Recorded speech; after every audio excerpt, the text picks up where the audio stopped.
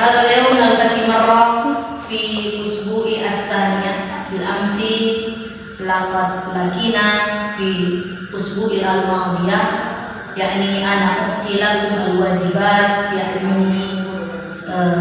عن القراءة تترجم عن القراءة. Jadi kemarin sempat kita sudah ketemu ya, walaupun hanya lewat classroom, tapi kali ini kita ketemu kembali lewat classroom lagi. Tapi saya berikan video ini untuk menambah materi kita di pertemuan berikutnya. Kemarin kita sudah membahas atau mengartikan teks dengan judul Ar-Riyadhah ya, yang artinya olahraga. Jadi kalian sudah mengartikan itu. Dan pertemuan kali ini kita akan membahas tentang al-qawaid. Bil amsi nata'allam ma yata'allaqu bil qira'ah wa hadzal yawm sanata'allam ma yata'allaqu bil qawaid. Kita akan belajar tentang qawaid ya, dengan judul besar yakni na'at wal man'ut. Jadi na'at man'ut. Sebenarnya materi ini sudah pernah kamu pelajari di kelas 11 ya, masih tetap dengan ibu juga di kelas 11 kemarin. Tapi Allah a'lam bishawab, kamu masih ingat atau tidak dengan materi ini. Tapi berhubung di buku kita di kelas 12 ini berkenaan dengan materi ini diulang kembali, maka kita ulang kembali materi ini. Tetap dengan judul yang sama ya, na'tu wal man'ut, atau kita sebut dengan na'at ya, dan man'ut. Baik,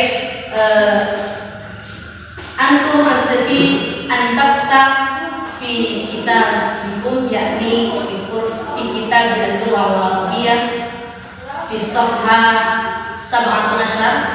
Jadi kalian silakan membuka ya, nanti PDF yang saya kirim dalam bentuk buku itu ada di halaman 17 tentang al-qawaid dengan judul na'at dan man'ut. Huna ini fi kitabikum al-awwal ini yata'allaqu bil amsal. Yang pertama di sini dibahas langsung pada contoh ya. Tapi sebelum kita contoh, insyaallah saya akan menjelaskan terlebih dahulu makna dari na'at itu sendiri, kemudian makna dari man'ut itu sendiri, baik secara bahasa maupun secara istilah. Kalau kita langsung pada contoh, maka nanti akan kendala bagi kalian untuk memahami materi ini ya. Kalau di buku kamu di halaman 17 itu, di sini beritanya lafaz amsilatu an-na'ti wal man'ut at-taliyah. Jadi kamu disuruh memperhatikan contoh-contoh di bawah ini ya, tentang na'at dan man'ut. Di sini ada contohnya, yang pertama yakni ma rasa at-talibu al-jadid qurratal qadam. Nah, ini contoh yang pertama. Saya nggak baca semuanya karena kita belum menjelaskan tentang makna dari na'at itu sendiri, begitu juga dengan man'utnya. Baik, kita tulis dulu judul kita, an-na'tu wal man'ut, atau na'at dan man'ut.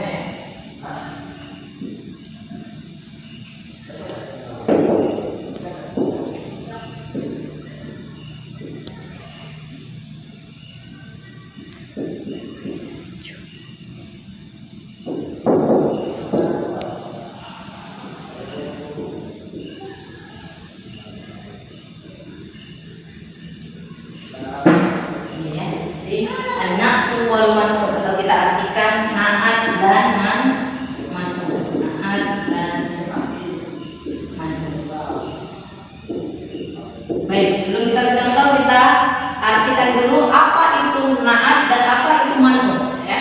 Kita harus tahu dulu.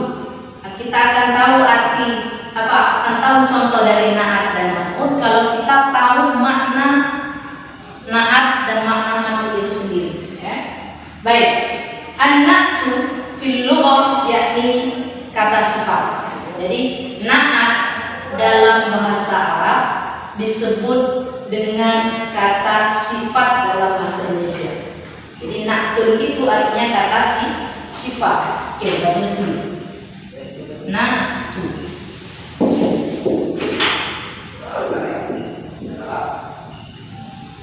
Dengan kata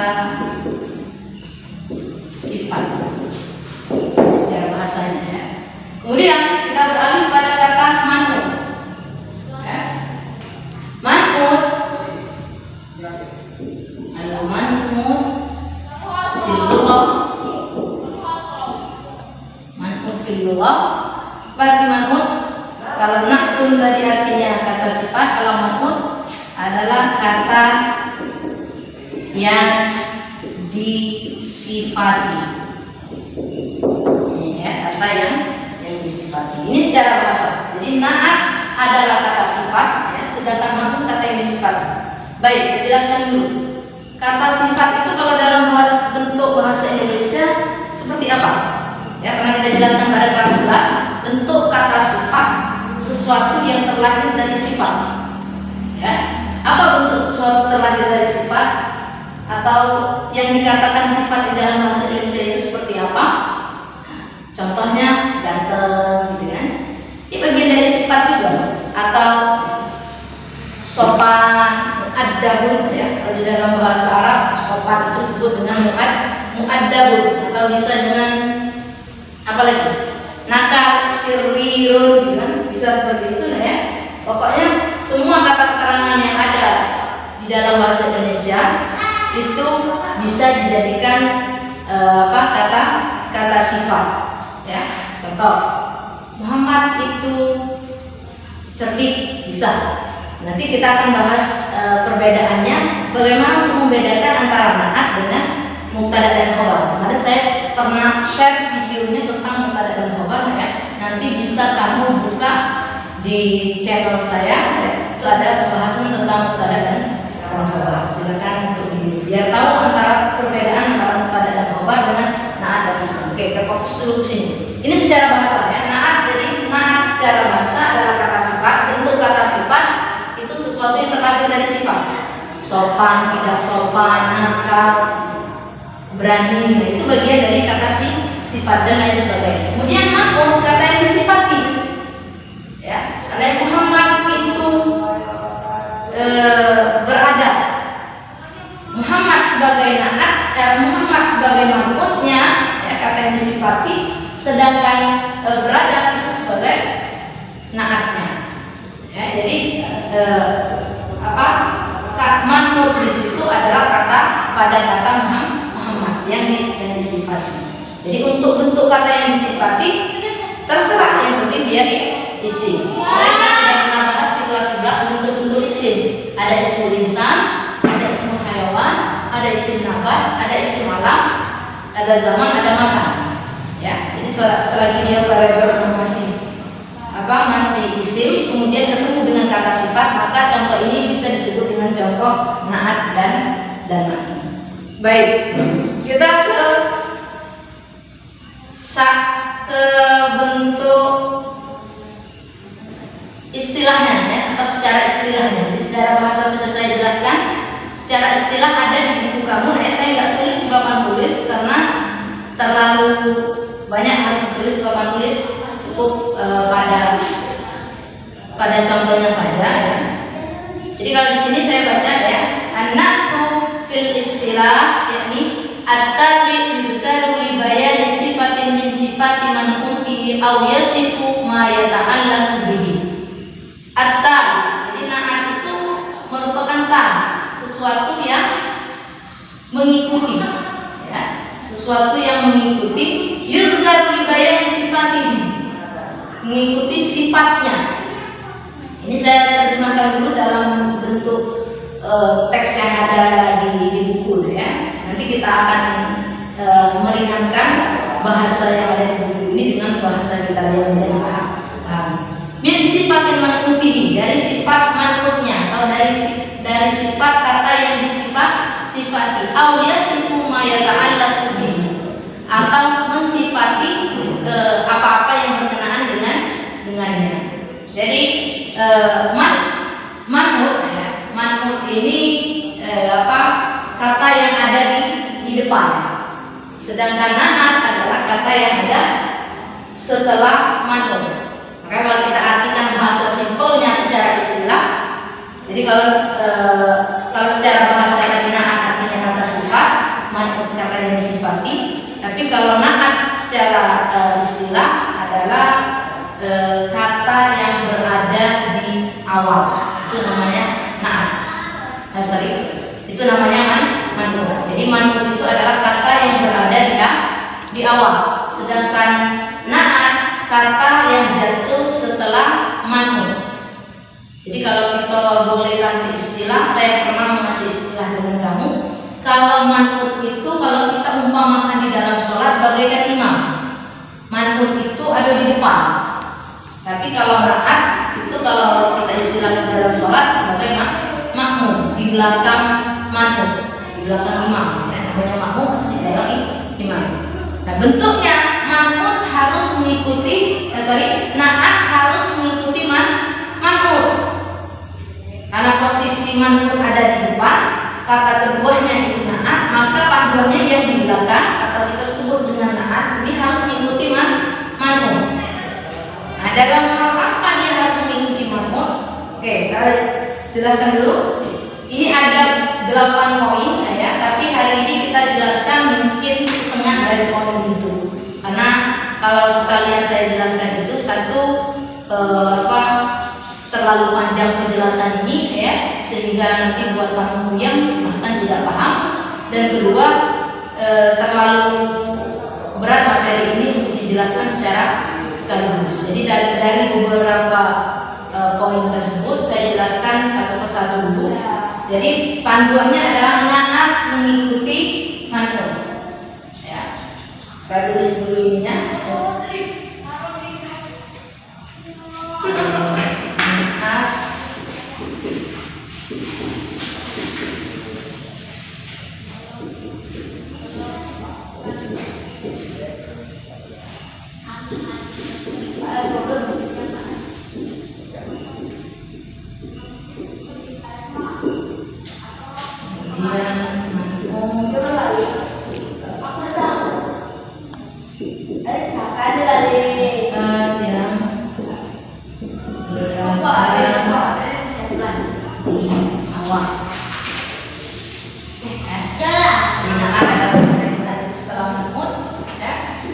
Kemudian mata adalah kata yang berada di awal. Oke, baik.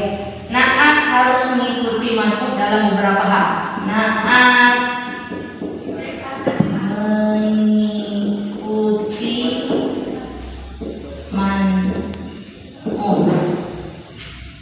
Kapan dia harus mengikuti man'ut? Satu pada poin i'rab. Di buku ini tidak ada ya, tidak ada karena di buku langsung pada contoh. Ya. Tapi ini sebagai pengantarnya, jadi biar sebelum dicontoh kamu pahami dulu pengertian dan syaratnya apa saja untuk membuat contoh na'at dan man'ut. Oke. Ini poin pertama tentang i'rab. Kita jelaskan dulu i'rab itu apa. I'rab itu kalau di dalam bahasa Arab disebut dengan susunan. Ya, susunan harokat atau ya harokat. Apa itu harokat? Bentuk harokat a, i, u, an, i, un ini dikatakan harokat. Harokat atau i'rab ini ada lagi bagian dari i'rab. I'rab ini ada bagian pecahan dari i'rab ini ada 3. Ada namanya istilahnya rafa. Ya. Apa ini rafa? Rafa itu adalah harokat dhamma. Bunyi dhamma adalah u. Jadi rafa itu adalah dhamma. Kita kasih garis u ya, atau bisa un gitu ya. Siapa tahu yang masih lupa dengan harokat rafa itu apa ya. Kemudian ada nasab. Apa itu nasab? Nasab itu adalah tanda fathah. Apa baris fathah? Ya, baris fathah adalah a atau an. Ya, boleh a, boleh an. Ya. Kemudian terakhir, ya, ada i'rab tadi ada 3. Yang ketiga ada namanya jar, atau kita sebut bisa nyebutnya jar. Ya. Jar ini adalah harokat apa yang belum ada di sini? Ya, harokat kasrah. bunyinya. Kasroh bunyinya boleh i, boleh i. Oke. Baik. Apa sangkutannya dengan ini? Tengok baca yang pojok. Naat mengikuti man'ut. Kapan naat mengikuti man'ut? Satu dalam segi i'rab. Ya. Jadi kalau buat contoh naat man'ut, dia pangkalnya ini dulu ya. Kalau man'utnya berbentuk rafa atau berbentuk dhamma ya, entah dia u ataupun, maka naat harus berbentuk dhamma. Contoh, saya kasih contoh dulu ya. Apa? Al-waladu al-muti. Ini contohnya. Kita pakai al. Kita ganti saja.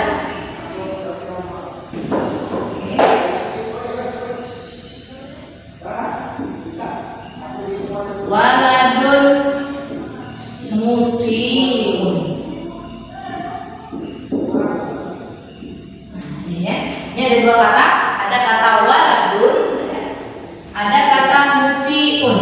Waladun artinya anak. Kemudian mutiun artinya apa? Muti, rajin. Ya. Anak itu rajin ya. Waladun muti, anak itu rajin. Oke. Waladun apa kedudukan waladun? Tentu man'ut, kata yang disifati, maka kedudukannya sebagai man'ut. Kemudian mutiun ini rajin. Rajin ini tentulah adalah kata sifat atau keterangan. Maka kata sifat di dalam bahasa Arab disebut dengan na'at. Ya, na'at.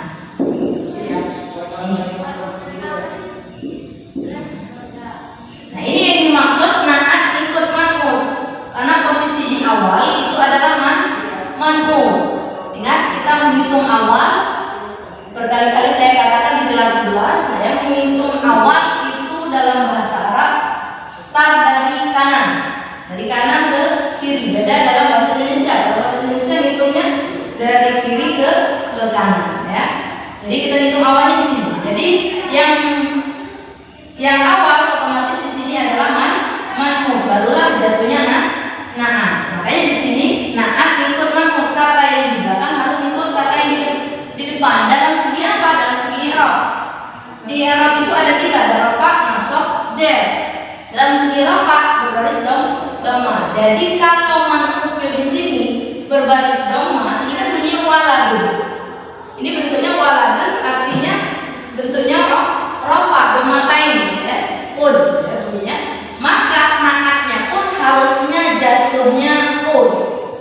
Ya. Un.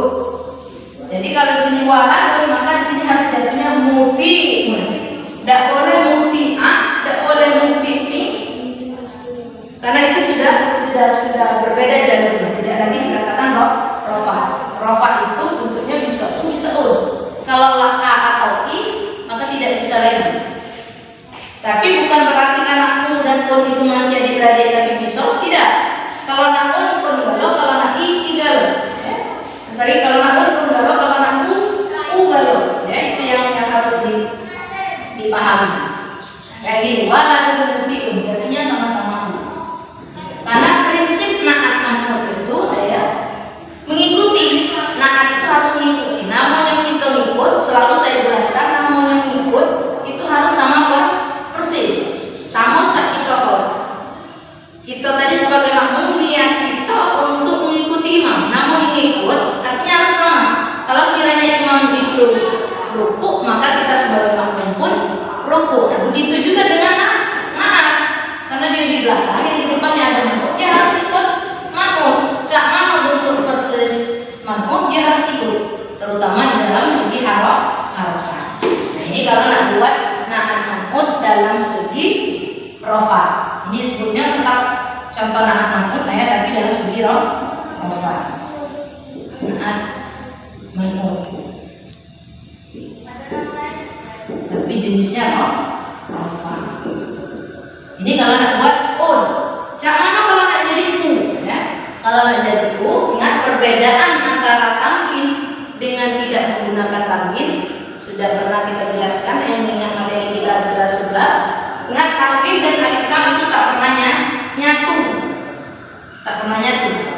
Jadi kalau jatuhnya un berarti tidak boleh pakai alif lam. Tapi kalau nak jatuhnya u boleh dengan diawali alif lam. Waladun maka akan berubah menjadi al-walad.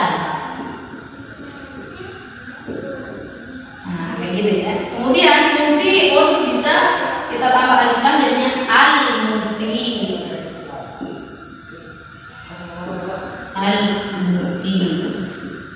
Sehingga bentuknya senada, seirama, sekata, sama persis. Jadi ini jatuhnya u, maka di sini. Yang di atas jatuhnya un, maka yang di belakang pun harus un. Ini kalau nak buat contoh dalam segi rofa. Kemudian kita bergeser sedikit dalam segi nasab. Nasab tadi harokatnya a dan an. Ya, a dan an. Ya, boleh a, boleh an.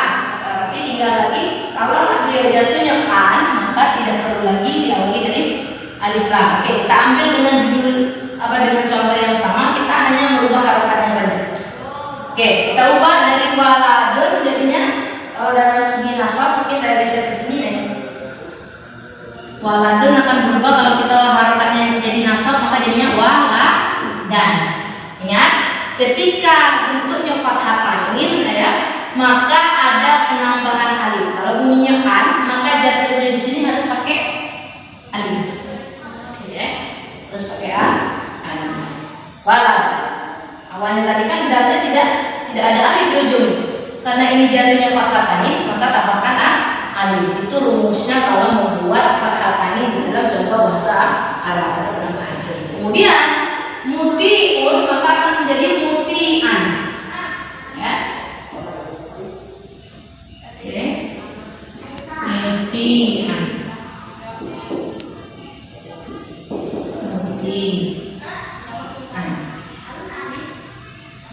Ini ya, mutiunnya awalnya ainnya seperti ini. Karena kita jatuhnya an, maka ainnya dinaikkan tambahkan alif, maka jadinya seperti ini. Oh sorry, ya ini bukan titik ya, ini memang apa tulisnya? Mutian.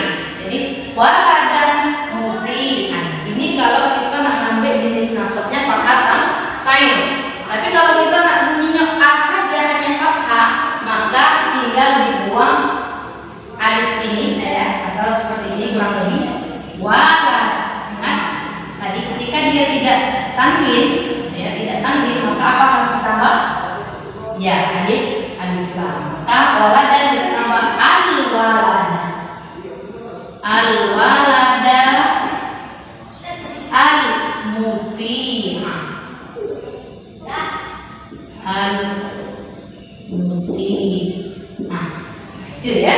Karena jadinya sama-sama samaan ya. Al-walada al-mutiha. Al-walada hukumnya adalah manhud ya, kata yang disifati. Al-mutiha yang artinya rajin ya, merupakan kata sifat. Jadi muti ini atau rajin ini merupakan sifat dari kata al-walad. Al-walad kan artinya anak. Itu kalau membuat contoh anak-anak dalam segi nasab, baik yang bentuknya fathah tain ataupun fathah. Kemudian pada poin terakhirnya ya, dalam segi i'rab ada namanya jar. Ya. Jar. Jar ini artinya kasroh. Kasroh itu bentuknya i atau i. Oke, kita masih dengan contoh yang sama, hanya merubah saja harokatnya ya. Tapi ada catatan khusus untuk pembuatan contoh anak dalam segi jar. Hal yang pertama kali kita lakukan adalah memilih huruf jar. Kita sudah pernah belajar huruf jar. Apa saja bentuk dari huruf jar? Ya, ada fi, ada ala, ada tahta, ada fauqa, ada ila. Nah, itu huruf jar yang pernah kita pelajari dan itu bisa dipakai. Ada bi. Huruf jar yang paling netral itu adalah bi. Jadi kalau nak ngambil amannya, nak buat contoh aman dalam segi jar atau jer ya, huruf jar. Kalau nak ambil amannya, pilih huruf jar yang paling netral adalah huruf B. Contoh, kita masukkan huruf jarnya ya. Kita masukkan huruf jarnya, maka jadinya waladun tadi atau waladan tadi akan berubah menjadi, kita masuk B ya. Kenapa saya pilih B huruf jar? Huruf jar yang paling netral itu B. Jadi tidak perlu mikir lagi kalimatnya harus seperti apa. Tapi kalau huruf yang lainnya kayak ala, ilah itu harus mematchkan kata. Kalau nggak match maka nggak cocok. Ya. Jadi B paling netral. Kalau nak ambil, kalau saya suruh buat contoh, ambillah huruf B yang paling netral. Atau bisa kalau berimajinasi pilih huruf jar yang lainnya. Tapi perlu mematchkan katanya biar nyambung. Oke, kita sini huruf B ya. Saya ambil huruf jarnya dalam bentuk huruf B. Maka kita sambung ke sini biwaladin. Ya, B huruf jarnya ini waladun jadi waladin. Biwaladin mutiun atau mutian, artinya kita berubah menjadi in. Ini salah tulisan. Mutiin. Nah, ini biwaladin mutiin ya. Nah, biwaladin ini sebagai huruf jarnya syarat dalam membuat na'an dalam segi jar harus menambahkan huruf jarnya terlebih dahulu. Kenapa harus ditambah huruf jar ya? Dia punya alasan tersendiri karena sesuatu tidak ada yang berubah tanpa ada sebabnya. Jadi dibuat dulu sebabnya, dia berubah menjadi ini penyebabnya karena ada huruf jar. Selalu saya jelaskan, setiap ada huruf jar maka kata setelah huruf jar itu harus kasrah. Contoh alamat tabi. Jadi kalau ada ala ini merupakan bagian dari huruf jar. Digabung dengan kata maktabun, maka maktabun ini berubah menjadi maktabin karena ada kata ala maktabin atau alal maktab. Jadi kalau dia diawali alif lam maka jadinya i alal maktabin, berarti maktabunnya berunsur alif lam. Ya, itu juga ada ini. Biwaladin mutiin. Nah, ini kalau mau jatuhnya oke. Tapi kalau mau jatuhnya i, maka tetap huruf jar tetap dimasukkan tapi dengan menambahkan alif lam. Contoh bil walad. Ya. Bil waladi. Nah, ini kan berunsur alif lam. Bil waladi. Jangan in lagi karena inilah ada alif lam maka jadinya i. Nah, bil waladi. Mutiin kita tambahkan alif lam. Al-mutiin. Al-mutiin. Bil waladi al-mutiin. Ya. Jadi jalannya sama-sama i. Inilah yang dikatakan senada seirama. Naat harus mengikuti manu. Jadi kalau manutnya jatuhnya i, maka naat pun jatuhnya i. Ya, seperti itu. Nah, ini mungkin yang bisa kita jelaskan pada poin 1 ya. Nanti kita bisa saya jelaskan 2 poin saja ya, nambah 1 poin lagi pada poin 2. Nah, nanti kalau memang ada yang bertanyakan silakan. Pada poin 2 ada namanya muzakkar dan muannas. Muzakkar, muannas. Muzakkar itu lawannya muannas. Ya. Muzakkar ini adalah untuk muzakkar. Untuk muzakkar ini adalah makna laki-laki. Ya. Kalau muannas adalah makna perempuan. Kalau beda manusia antara laki-laki dan perempuan itu gampang tahu ini perempuan, ini laki-laki. Tapi kalau untuk benda, cara membedakan mana itu masuk kategori muzakkar atau yang kita sebut laki-laki, mana masuk kategori muannas, itu caranya ya. Kalau muzakkar itu sesuatu yang tidak diakhiri dengan tak marbuto. Contoh babun. Nah, ini kan berarti tak marbutonya dulu. Berarti dia masuk kategori muzakkar, terhitung dengan laki-laki. Kemudian muannas, kalau muannas kebalikannya, sesuatu yang diakhiri dengan tak marbutoh. Contoh saburatun. Nah, ini jenisnya muannas, dihukum dengan perempuan. Jangan dilihat jenis kelaminnya. Kalau benda tak ada jenis kelaminnya. Yang punya jenis kelamin itu hanya pada manusia. Ya, ini hanya pengibaratan saja. Kalau kata yang diakhiri tak marbutoh maka hukumnya begini. Jadi Bapak tulis ini jenisnya begini. Tapi kalau yang pintu ini ya, ini jenisnya laki-laki ya. Apa yang kita sebut dalam muzakkar. Apa hubungan antara muzakkar dengan muannas di dalam lafaz penghinaan dan man'ut? Nah, itu ya. Jadi na'at man'ut harus melihat ini juga. Contoh, kita ambil dulu yang muzakkar ya.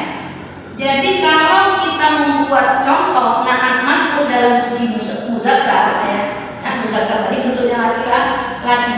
Jika man'utnya bentuknya laki-laki, maka cari na'at yang bentuknya laki-laki. Contoh saya ambil dari ini saja ya, waladun tiun yang contoh kita awal. Waladun ini ya, tidak jadi kita marbutoh. Ini artinya anak laki-laki.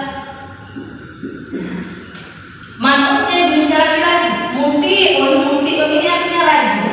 Tapi tidak jadi kita marbutoh. Berarti untuk digunakan untuk laki-laki. Jadi waladun mutiun, anak satu orang anak laki-laki yang rajin ya, seperti itu. Nah, ini yang dikatakan bentuknya na'at man'ut dalam segi muzakkar, tidak jadi tak marbutoh.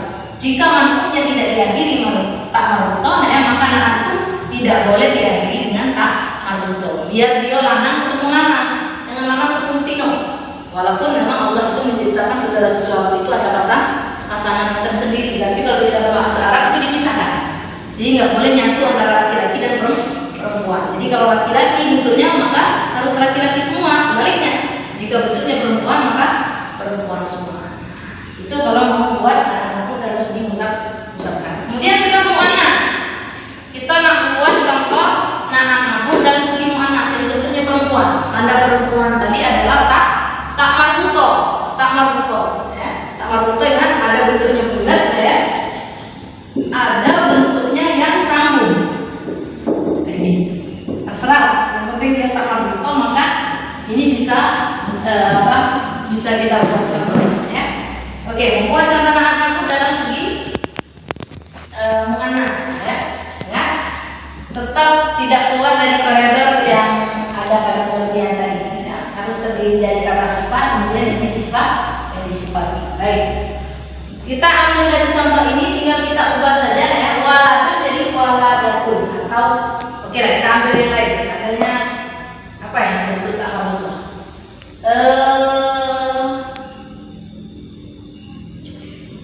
Kurrasatun jadi datun. Boleh seperti ini ya, kurrasatun jadi datun. Atau kalau kita membedakan dia dari contoh mubtada dan khobar ya, nanti takutnya kita keliru dalam memahami antara contoh na'at man'ut dengan contoh mubtada dan khobar. Maka kita tambahkan alif lam saja, maka jadinya al-qurrasatu.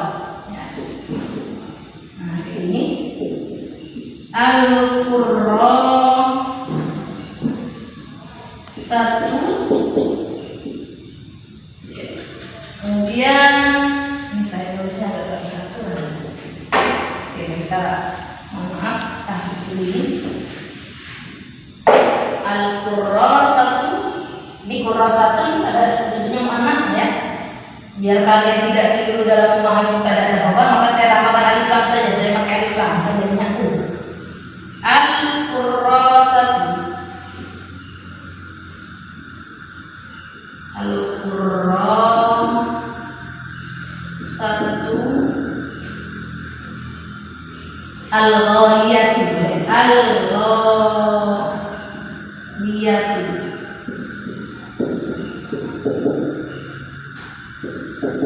Apa ghaliyah itu artinya? Ghaliyah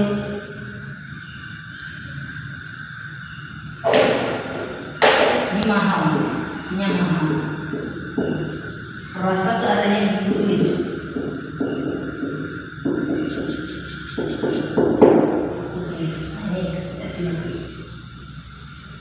Nah, ini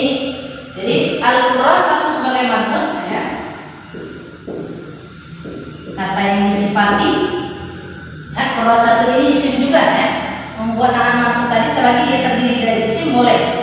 Yang tidak boleh kalau dia keluar dari isim. Kemudian kalau walian mahan itu adalah kata sifat atau kata keterangan. Kata keterangan bagian dari kata sifat. Jadi mahal ini merupakan sifat dari buku bahwasanya buku ini mahal ya. Mahal berarti dia adalah kata sifat. Kata sifat dalam bahasa Arab disebut dengan nahan ya. Nahan. Ini. Jadi jika bentuknya muannas, bentuknya perempuan, ini tak marbutoh, maka naat pun harus mengikuti. Karena kita kembali ke sini tadi naat mengikuti manut. Maka naatnya harus bentuknya perempuan. Namanya ikut harus sama persis. Yang di depan pakai alif lam maka belakang pun harus pakai alif lam.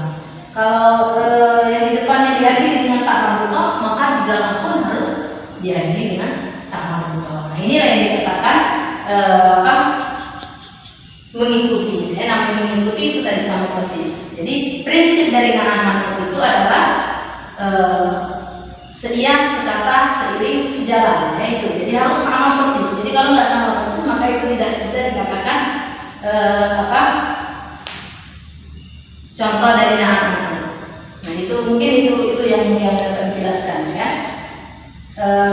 Masih ada 6 poin lagi yang harus dijelaskan, tapi untuk part awal kita jelaskan pada dengan 2 poin ini terlebih dahulu. Insyaallah tersisa 4 poinnya nanti kita akan jelaskan pada episode berikutnya ya, di part kedua. Jadi nahan manut dalam nahan manut pada part 2 ya. Insyaallah kita akan jelaskan secara tuntas di situ. Jadi kalau memang ada yang tidak dipahami atau mungkin bingung dari ini ya, bisa langsung ditanyakan ya. Kita ada baik itu lewat Classroom ataupun di channel itu sendiri ya. Nanti saya share channelnya untuk dilihat. Jadi kalau ada yang ketinggalan di Classroom bisa pantau di channel Ibu ya. Ya kalau namanya tetap nama Ibu jelas sesuai dengan Facebook ya. Apriani Al-Qurtubi nanti di share lah ya, biar mudah cari ini. Nah itu saja mungkin yang bisa dijelaskan untuk materi ini ya. Jadi diperhatikan dulu. Nanti kalau memang bingung, kalau memang benar-benar tidak paham bisa ditanya ya, baik lewat di aplikasi Classroom atau mungkin WA langsung. Pokoknya banyak cara untuk kalian untuk paham ya. Mungkin itu saja yang dapat kita sampaikan ya. Nah tadi nih bahan beliau bikin alhamdulillah. Satu minggu